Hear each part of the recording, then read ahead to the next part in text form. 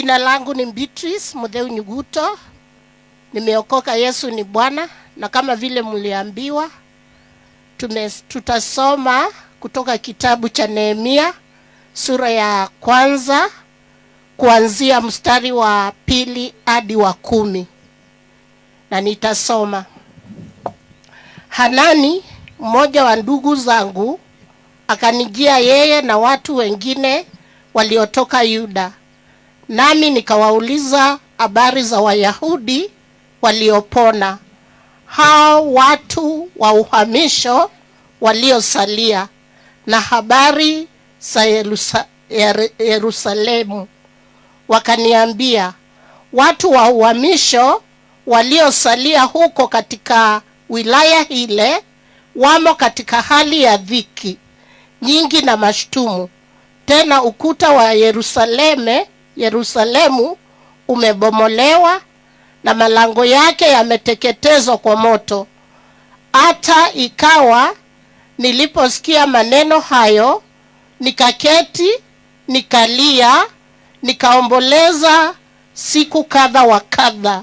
Kisha nikafunga, nikaomba mbele ya Mungu wa mbinguni, nikasema, nakusihi, Bwana Mungu wa mbinguni, Mungu mkuu, mwenye kuogofya, mwenye kutimiza agano lake na rehema zake kwa hao wampendao na kuzishika amri zake. Tega sikio lako, macho yako yakafumbuke, upate kuyasikiliza maombi ya mtumishi wako ninayoomba mbele zako wakati huu wa mchana na usiku, kwa ajili ya wana wa Israeli watumishi wako, hapo ninapoziungama dhambi za wana wa Israeli tuliposifanya juu yako. Naam, mimi na nyumba ya baba yangu tumefanya dhambi, tumetenda maovu mengi juu yako, wala hatukuzishika amri wala sheria wala hukumu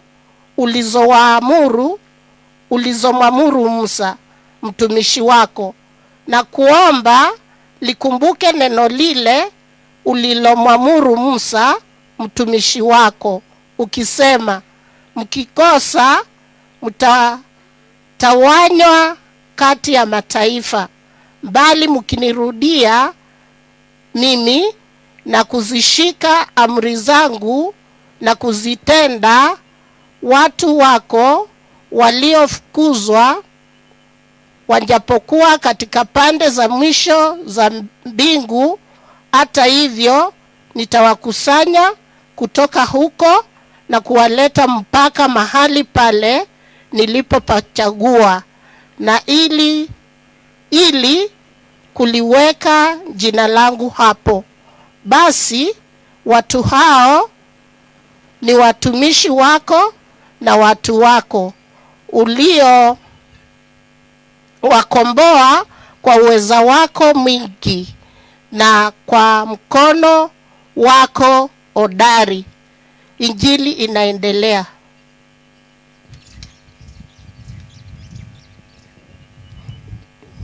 Tuendelee na neno katika kitabu ya Nehemia sura ni ya 2. Tutaanza mstari wa 11 na tuendelee mpaka mwisho. Nehemia sura ama mlango ni wa 2 kutoka mstari wa 11 mpaka mwisho. Zaenda pamoja kama mmepata. Basi nikafika Yerusalemu, nikakaa huko muda wa siku 3. Kisha nikaondoka usiku, mimi na watu wachache pamoja nami, wala sikumwambia mtu neno hili alilolitia Mungu wangu moyoni mwangu. Nilitende kwa ajili ya Yerusalemu, wala hapakuwa na mnyama pamoja nami, ila mnyama yule niliyempenda mwenyewe. Nikatoka nje usiku kwa njia ya lango la bondeni, nikashika njia iendayo kisima njoka na lango la njaa. Nikazitazama kuta za Yerusalemu zilizokuwa zimebomoka na malango yake yameteketezwa kwa moto. Mstari wa 14. Kisha nikaendelea mpaka lango la Shemishemi na ziwa la mfalme, lakini hapakuwa na nafasi ya kupita kwa yule mnyama aliyekuwa chini yangu. Kisha nikapanda usiku kando ya kijito, nikautazama ukuta. Kisha nikarudi nyuma, nikaingia kwa lango la bondeni, nikarejea hivyo. Wala mashehe hawakujua nilikokwenda wala nilivyotenda. Wala sijamwambia Wayahudi wala makuhani wala wakuu wala washehe wala watu wengine waliokuwa wakifanya kazi hiyo. Kisha nikawaambia, mnaona hali hii dhaifu tulio nayo, jinsi Yerusalemu ulivyo hali ya ukiwa na malango yake yalivyoteketezwa kwa moto. Haya, na tujenge tena ukuta wa Yerusalemu ili tusiwe shutumu tena. 18. Nikawaeleza habari ya mkono wa Mungu wangu ulivyokuwa mwema juu yangu, pia na maneno ya mfalme aliyoniambia. Nao wakasema, haya, na tuondoke tukajenge. Basi wakaitia mikono yao nguvu kwa kazi hiyo njema. Lakini waliposikia Sambarati Mhoroni na Tobia mtumishi wake, Mwamoni na Geshemu Mwarabu walitusheka, wakatudharau, wakasema, ni nini neno hili mnalofanya? Je, mtaasi ninyi juu ya mfalme? Ya mwisho 20. Ndipo nikawajibu nikawaambia, Mungu wa mbinguni yeye atatufanikisha. Kwa hiyo sisi watumishi wake tutaondoka na kujenga, lakini nyinyi hamna sehemu wala haki wala kumbukumbu katika Yerusalemu. Hilo ndilo neno la Bwana, na aliyesoma kwa jina ni Mutiga Ngatia na nimeokoka. Bwana wabariki.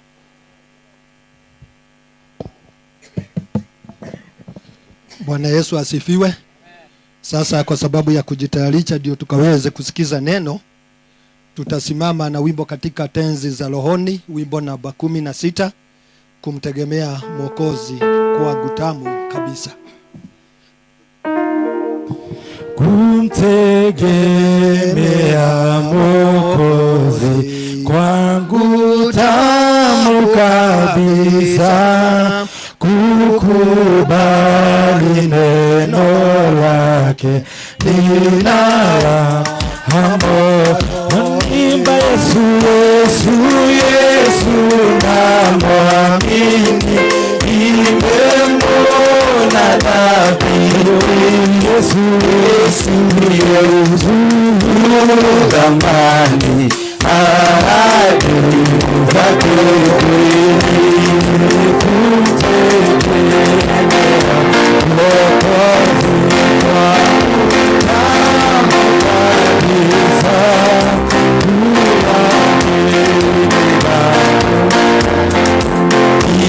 imerusha kabisa. Yesu, Yesu namwamini, nimemwona dhabihu. Yesu, Yesu, Yesu ndiye thamani, ahadi zake kweli. Kumtegemea Mwokozi kwangu tamu kabisa, kwake daima napata uzima na amani. Yesu, Yesu, Yesu namwamini, nimemwona dhabihu. Yesu, Yesu, Yesu ndiye thamani, ahadi zake kweli. Nitafurahi kwa sababu nimekutegemea Yesu.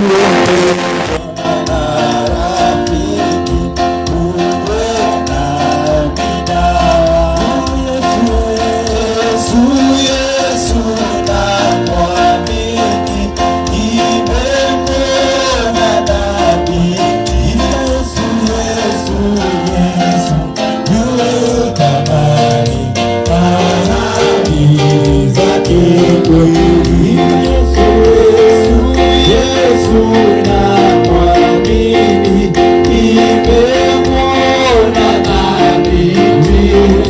Yesu, Yesu, yuda mali, ahadi zake kweli. Naomba tuketi tafadhali, na wale ambao wako mbali tafadhali, tumeingia kwa neno.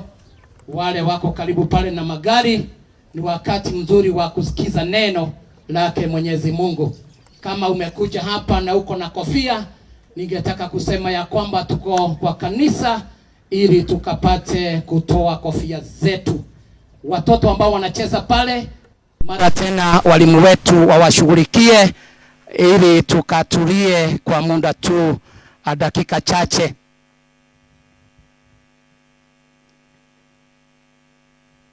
Niseme naitwa Samuel Kimani, Reverend ambaye ametumwa hapa katika parokia ya Gaine. Nimeokoka siku ya leo. Nampenda Yesu kwa sababu amekuwa rafiki wa karibu sana, na tena msaada wa karibu. Nimemuona katika maisha yangu, nimemtambua kama Mungu katika maisha yangu. Kwa hivyo nimeokoka asubuhi jema ama mchana wa leo, nikisema ya kwamba nafurahia huyu Mungu, nikijua ya kwamba mkono wake ukiwa juu yangu, yeye hakika anitosha katika huduma yake, na mimi nasema ya kwamba hakika ataniwezesha kufanya kile kimemfanya nitume hapa. Ningetaka kusema ya kwamba mgeni mheshimiwa seneta wetu na timu ambayo umekuja nayo siku ya leo, niseme ya kwamba ni wakati mzuri sana. Tumekuwa kwa maombi na kusema ya kwamba siku ya leo, kwa sababu ya kazi ya Mwenyezi Mungu, tukusanyike hapa kama parokia yote ili tukapate kufanya kazi ya Mungu katika hii parokia yetu, tukijua ya kwamba seneta wetu ni mmoja wetu katika hii parokia, na alikuja tu hapa juzi kwa sababu hata mimi ni mgeni hapa, na tukashikana tukasema ya kwamba tutaendelea kufanya kazi ya Mungu. Niko na wazee wa kanisa ambao wako hapa katika hii hema. Naomba kwa heshima msimame tu, kwa sababu tunasaidiana na nyinyi katika kazi ya Mungu katika parokia hii. Tuwapige makofi jameni, hawa watu wakiketi. Tuketi tafadhali, sababu hakika mmekuwa marafiki wa karibu sana, na niseme ya kwamba hata members wetu wametoka bali na karibu wakaja hapa, na tukijua ya kwamba wengine wako bali sana kama St. Paul kutoka kule juu kabisa, wengine upande huu wa Rami, wengine upande huu wa chini, na wote tuko hapa, hata watoto wetu, na ndipo mnaona ya kwamba hii siku Mungu naye amekuwa pamoja nasi. Nataka tuombe ili tukaingie kwa neno, alafu kisha baadaye tuendelee na mambo mengine. Na tuombe. Baba Mwenyezi Mungu, twaja mbele zako tukijua ya kwamba wewe ni rafiki wa dhati katika maisha yetu. Twasema ni asanti. Naomba kwa kunyenyekea unitumie kama chombo siku ya leo, ili ukapate kunitumia kwa sababu wanipenda. Umenituma hapa ukiwa na sababu, kwa hivyo nisaidie hata nikinena neno lako, na ni katika jina safi la Yesu Kristo kuomba na kuamini. Amen, amen, amen. Siku ya leo, kichwa cha sermoni yetu siku ya leo ni huyu Nehemia ambaye alikuwa anafanya kazi kwa mfalme, na akaletewa habari na Hanani ndugu yake pamoja na wengine wachache ambao walisema ya kwamba tutatoka Yerusalemu ili tukaenda mahali Nehemia anafanya kazi, ili tumwambie kile kinaendelea kule Yerusalemu, mahali baba zao walikuwa wamezikwa, makaburi zilikuwa pale. Na wakati walifika mahali Nehemia alikuwa anafanya kazi, Biblia inasema vizuri sana, wakati Nehemia aliwaona Hanani ndugu yake na wengine wachache ambao walikuwa wameandamana kwa sababu walikuwa katika hali ya dhiki, wakamkuta pale kwa mfalme, na kuwaona tu Nehemia ndio aliwauliza kule Yerusalemu kuko namna gani, kwa sababu mimi nikiwaona hapa nataka muniambie mambo ya Yerusalemu. Namba 2, nataka munielezee vizuri sana kuhusu Wayahudi ambao walizalia kutoka uhamishoni. Kwa hivyo tunaona ya kwamba ndio akasema ya kwamba mimi najua ya kwamba vile mmefika hapa kuna jambo imewaleta hapa, na ndio akamwambia ya kwamba Nehemia, kuna habari kutoka Yerusalemu. Akasema ya kwamba wale ambao ni Wayahudi ambao walikuwa wamesalia, hao watu wote wako katika hali ya dhiki. Hiyo ilikuwa jambo la kwanza.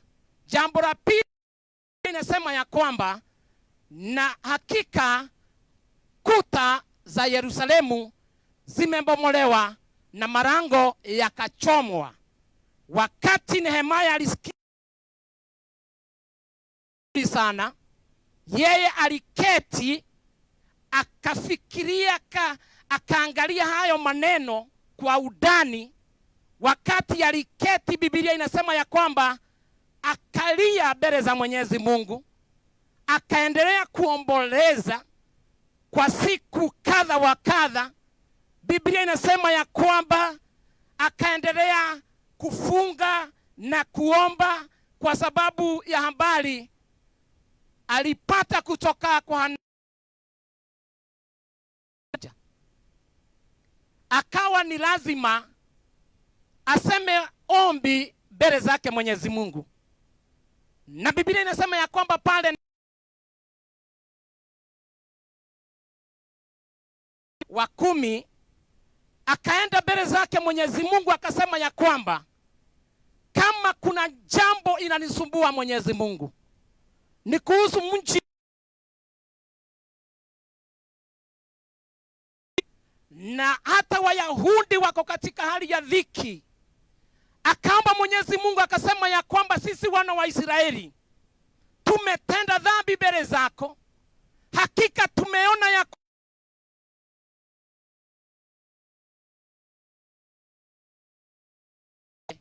kwa sababu hata mimi na wana wa Israeli tumetenda dhambi. Akaendelea kuomba na kusema ya kwamba Mungu akapata kuwahurumia kwa sababu wote wametenda dhambi.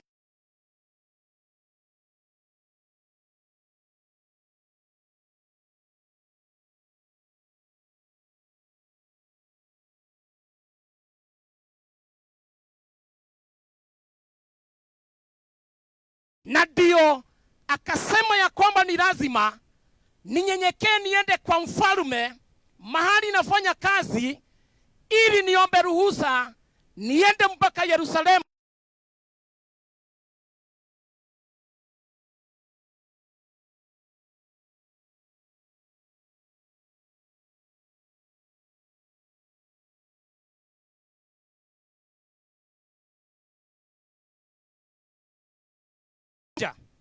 Kujenga ukuta, kwa sababu kazi yake Mwenyezi Mungu ni kazi muhimu sana, na ni kwa sababu mfalme alisikia kaja pale, na Nehemia akaulizwa unaenda kule muda gani, utakaa miaka mingapi? Yeye akaendelea kulia na kuhuzunika. La kwanza mfalme akakubali, Nehemia umepata ruhusa, ndio uende. Akamwambia mfalme, kuna jambo lingine, kwa sababu nitapitia katika unipe barua, ili nikipitia kule hakuna wa kuniuliza. Mfalme akasema ya kwamba sijawahi kukuona ukiwa na huzuni, shika barua ndio ukapate kuenda bila kusumbuliwa njiani. Jambo la 3, Biblia inasema ya kwamba akasema ya kwamba ningehitaji hata miti ili nipate mbao, kwa sababu hata marango yamechomwa, na kila kitu akapata. Somo letu la kwanza linatuelezea hayo mambo yote. Sijui wewe siku ya leo ukiangalia kazi ya Mungu mahali unahudumu, wewe kama ni kukaa tu hivyo na kuangalia maneno hata yende namna gani, huna shughuli. Lakini Nehemia akaja akasema, mimi hata kama niko kwa mfalme ni lazima niende nikajenge ukuta pale Yerusalemu. Na Biblia inasema ya kwamba katika somo letu la pili pale Nehemia chapter 2 mahali tumeanzia 11 kuelekea pale mwisho, Biblia inasema ya kwamba wakati Nehemia alifika Yerusalemu, wakati Nehemia alifika kule, yeye mwenyewe akasema ya kwamba ningetaka kuona yale maneno yamefanyika kwa ukuta. Biblia inasema hivyo. Biblia inasema ya kwamba yeye mwenyewe baada ya kukaa siku tatu, yeye mwenyewe akaamua aende ndio azunguke Yerusalemu, aone mahali kumechomeka, aone mahali kumebomoka, ili akapate kuanza kazi, ndio sasa apate watu wengine. Biblia inasema ya kwamba akaamuka usiku. Sijui ni wangapi wanaamuka usiku kuomba.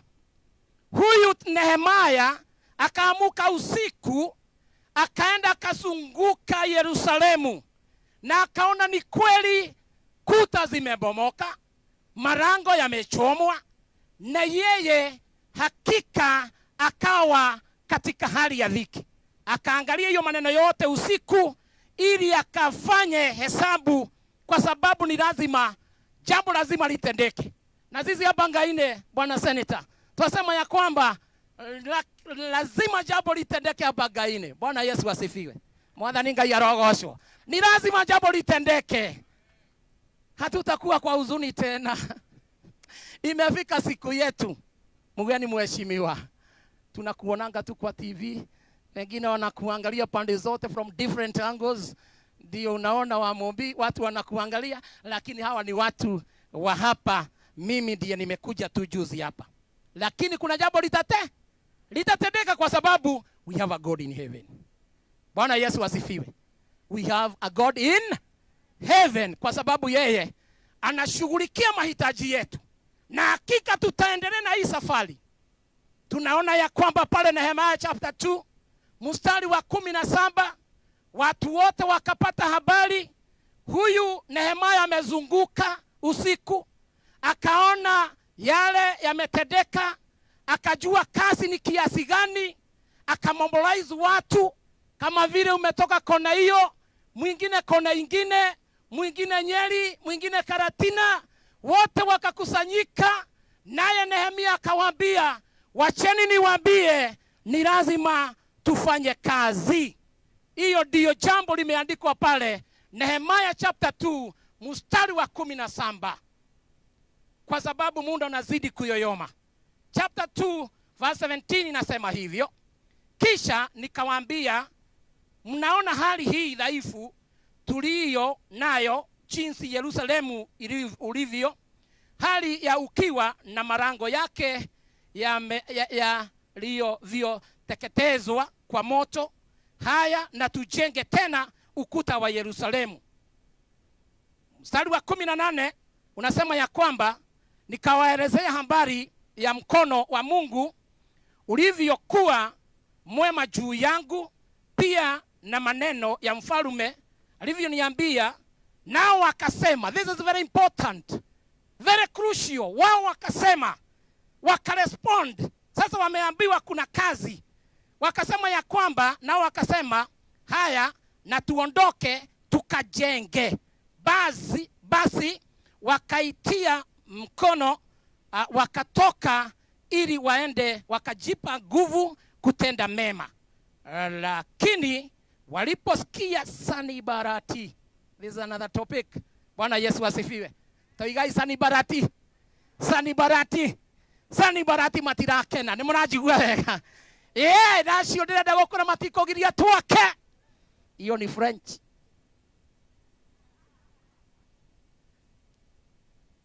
Sanibarati hata kama wako pale, sisi tutaendelea na kazi ya Mungu. Wakati hawa wana wa Israeli walikuwa wanajipanga. Kumbe Sanibalati na Tobia walikuwa karibu. Wakasikiza maneno yote, lakini hao wakajipanga na wakasema ya kwamba ni lazima kazi ifanyike. Bwana Yesu asifiwe. Wakaingia kwenye kazi, wakajenga, wakaendelea na kazi ya Mungu mpaka hiyo kazi ikafika mwisho. Bwana Yesu asifiwe. Wakapata ukuta, marango yamejengwa, kila kitu iko tayari. Sasa Nehemia ako chonjo. Bwana Yesu asifiwe. Roho yake inaduda kwa sababu kazi imefanyika. Na hata sisi tutafika wakati tutasema ya kwamba hakuna aibu tena. Bwana Yesu asifiwe. Kazi ya Mungu ikiendelea kwa sababu anatupenda, anatujua kwa majina. Seneta wetu Nehemia Wahome,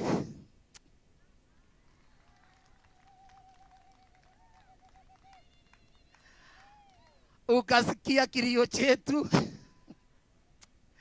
Just the other day ukawa hapa, tukaketi pamoja, tukakuelezea kuna shida hapa, na hakika within a very short time ndio hawa tuwapie makofi tena. Tunafurahi mgeni mheshimiwa. Hata ukiona watoto wakienda pande ile hawaendi kwa choo, wanaenda kuona ndege.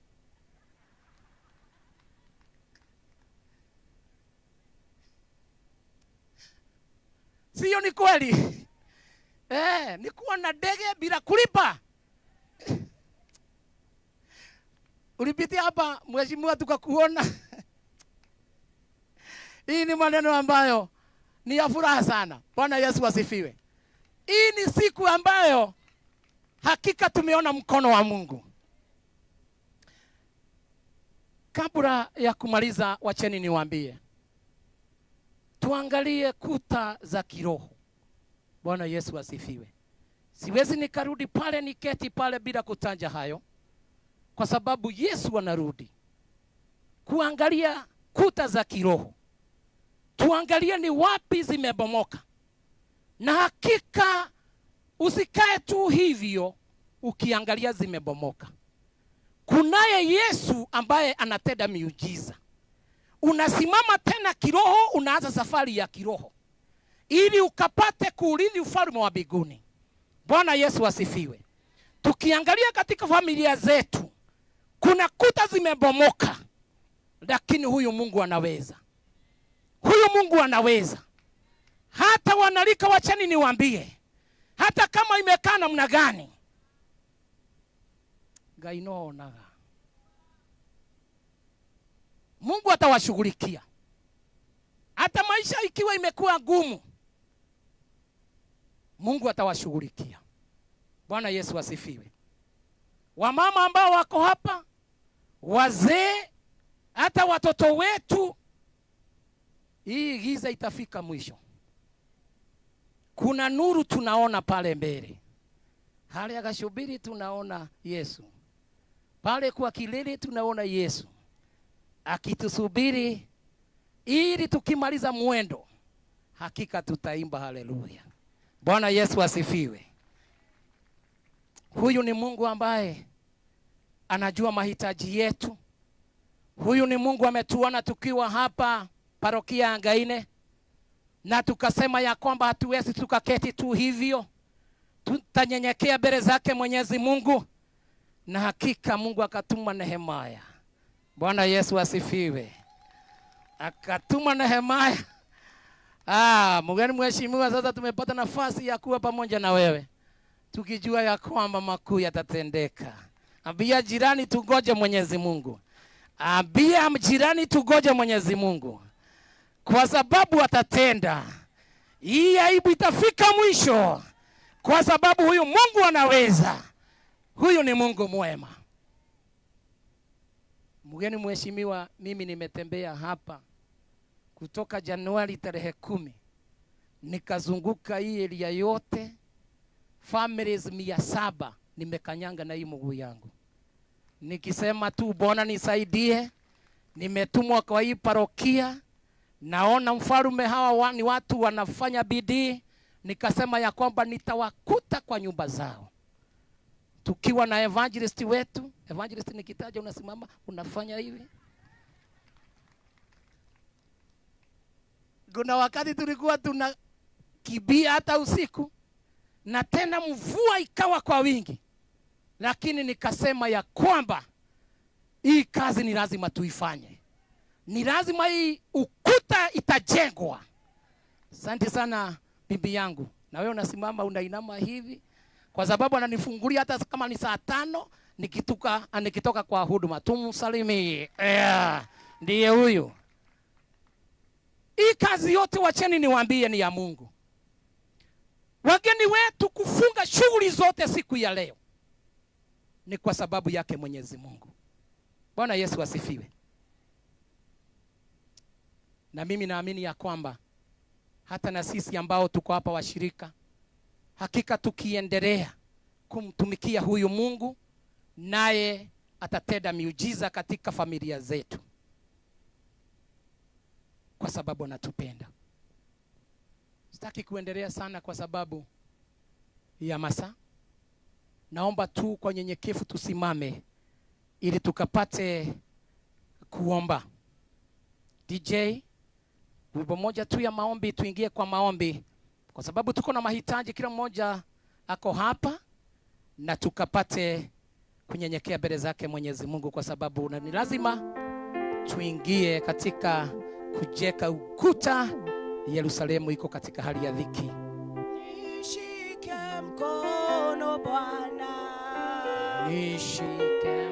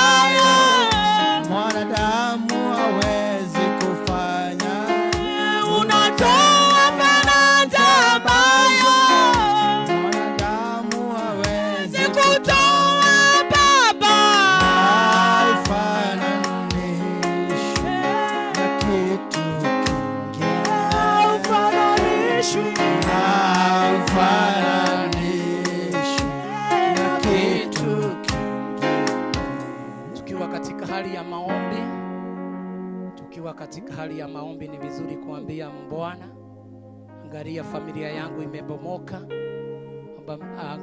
Angalia Baba, tunakulilia kwa sababu ni wakati mgumu sana. Ambia Bwana akapata kukutembelea kwa sababu ni Mungu mwema. Tukiwa katika hali ya maombi, ambia Bwana hali ya ukuta za kiroho, kwa sababu huyu Mungu anaweza. Hakika yeye ni mwaminifu, atatenda yote. Tuko na mahitaji, na kila mmoja wetu ukiwa na mahitaji, tafadhali wakati huu naomba uinue mkono wa kulia juu, tukapate kumwambia Bwana ili akapate kushuka, ili akatende maajabu katika maisha yako. Hatuna wakati unazidi kuendelea. Naomba tu kama uko na mahitaji, ikoroe na mafataro, tafadhali kama uko na mahitaji, tu mkono wa kulia juu, tukapate kulilia huyu Mungu. Alisikia kilio chake Nehemia na akatenda jambo katika maisha ya mji wa Yerusalemu. DJ, ni wakati wa maombi tafadhali. Tuombe tukiwa mbele zake Mwenyezi Mungu. Baba na Mungu wetu, tuanja mbele zako tukinyenyekea kama vile Nehemia aliketi chini na kulia kwa sababu amepata habari kuhusu Yerusalemu. Na hakika Mungu ukatenda kwa sababu walipata ruhusa na kaenda katika hiyo kazi. Tumesema ya kwamba hatuwezi tukakaa tu bure, kwa maana tunasema ya kwamba tumetenda dhambi, na hakika mengi yakaharibika. Twanyenyekea mbele zako, kapate kushuka katika mahala hapa, ili ukapate kuzutendea miujiza katika kazi yako. Mfalme wa mbinguni, kuna kuta zimebomoka. Baba na Mungu wetu, tuwakulilia ukapate kushuka mahala hapa katika hii parokia ya Gaine. Hatutaaibika tena, hakuna wale ambao watatuchekelea, tukijua ya kwamba siku ya leo imefika, tukijua ya kwamba tutapiga hatua, kwa maana wewe ni Mwenyezi Mungu. Tumekusanyika hapa kusema ya kwamba wewe unaweza. Viongozi wetu tuko na wao hapa, tukijua ya kwamba ni mkono wako. Hakika ni wewe umeongea na wao, na hii ukuta ni lazima tutajenga, maana wewe ni Mungu mwaminifu. Angalia familia zetu, hakika wengine wako na mashida mbalimbali. Baba, ukapate kuwatembelea kwa sababu wewe ni Bwana. We magnify your name, kwa sababu wewe ni Mungu. Tumetoka mbali na karibu, tumefika hapa Mfalme, kusema ya kwamba wewe unaweza. Tubariki kila mmoja wetu, na hata tukiendelea, na ni katika jina safi la Yesu Kristo kwa Bwana kuamini.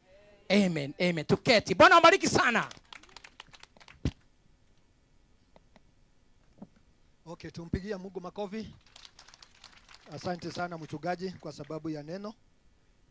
Na ni vizuri na sisi kila mmoja wetu tukae kama Nehemia, kwa sababu alibeba mzigo juu ya kazi ya Mungu na mambo makubwa yakatendeka. Na kwa hivyo na sisi kulingana na hilo neno tunaamini ya kwamba tukikaa kama huyo Nehemia, kwa uhakika mambo makubwa yatatendeka mahali hapa.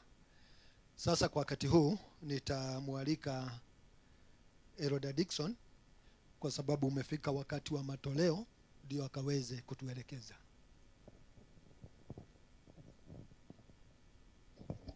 Bwana Yesu asifiwe. God is good all the time. Ndio orole ucio ungi muriganitie, angalia yule yako karibu na wewe, umwambie leo tuko na viongozi. Msalimie vizuri. Thegio, tuko na viongozi wetu, tuko na CS wetu Morokomen, senata wetu wa Matinga, MP wa Mombi, na viongozi wote tuwapigie makofi. Adora manajigua ekayo guo. Wacha tuweke wageni wetu maua. Nogera mundu muriganĩtie atekĩtio ũgũrũ nĩ ndua hithĩte njegeke. Mekire mahũa wega. CS witũ, Senator, MP aitũ. Na tiga nĩ tũkaithani kĩrauga gaka nĩ gaitũ ga gwĩciarĩra. Tumapigie makofi. Thank you, Senator. Ithe tiga gaitũ ga gwĩciarĩra. Tũtige kaugĩre ngemi. Toguo moderator atwira Senator okire muthenya ungi arakohoya turi arauga nitukumagicio noko ino mpigia makofi. In fact, wacha niongee sasa kwa Kiswahili. Tunazoea kuona kwa runinga Murkomen, siasi wetu. Saa hii tuko karibu na yeye.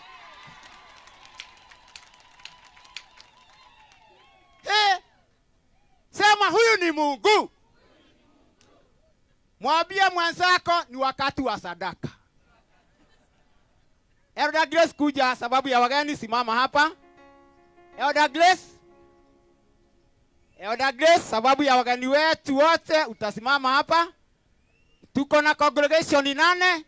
Congregation ya Ngaine, tirashara wawili wakuje hapa next. Tuko na congregation nyingine, congregation ya Ruthagati, tirashara wawili wakuje hapa.